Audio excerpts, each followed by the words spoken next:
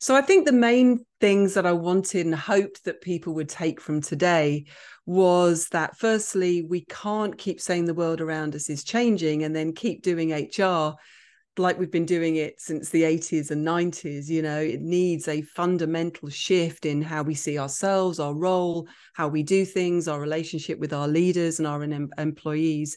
And to help with that, I gave the delegates a framework, which we call the EACH framework. And it sums up the three key trends, I suppose, in terms of the big shifts in HR. So employees as adults, consumers and human beings, each employees as adults, consumers and human beings.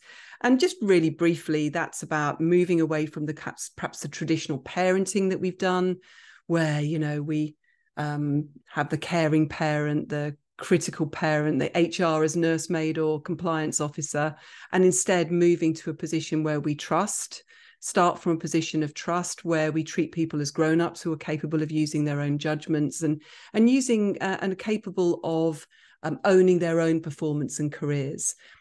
Consumer is about not one size fits all, can't be right. If we want to have relevance and impact, it needs to be much more tailored to the real needs of our people. And we can see that in a whole variety of traditional one-size-fits-all processes. HR teams are now beginning to customize and provide different options based on the insights of who their people are. And then the third one is human. Now, we've been talking about human HR forever, but when we talk about human, it's about let's really understand how human beings think, feel, behave, how they're motivated, and then design our processes like performance management or learning and development or talent management. Let's start with the human being and then work backwards from that. And as a result, we're seeing some real innovation in HR processes. I thought it was a really great discussion, and there were fantastic questions that, first of all, were really pleasing to me because there were so many, and that they showed that they really get it and they understand it and recognize that there is a need to do things differently.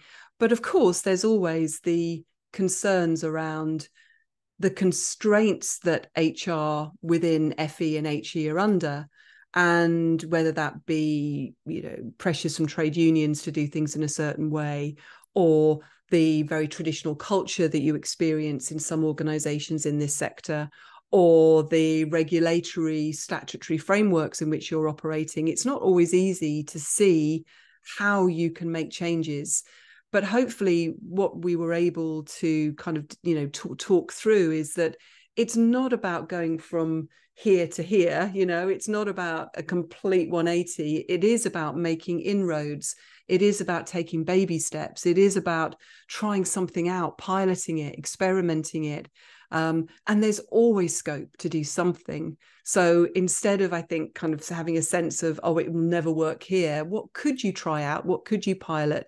How could you work with some early adopters, for example, and get something going in a safe space?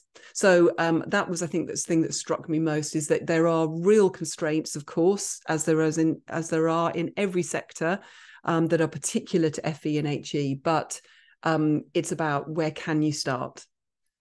I finished the session with looking at the kind of third evolution of HR. And I think we're in our third evolution. I think we've moved away from traditional personnel.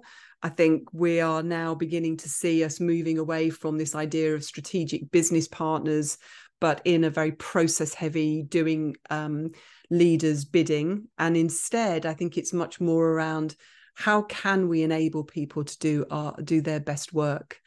And I think for HR teams who are thinking this is all very well, but where do I even start? I think having a conversation to say what's working today, what isn't.